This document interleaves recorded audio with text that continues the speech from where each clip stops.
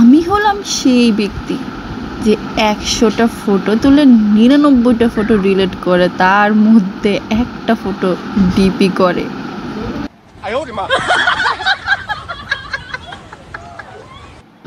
হ্যাঁ, ভাগ্য করে একটা মুড পেয়েছি, কখন যে অন হয় আর কখন যে অফ হয় নিজেই বুঝতে পারি না।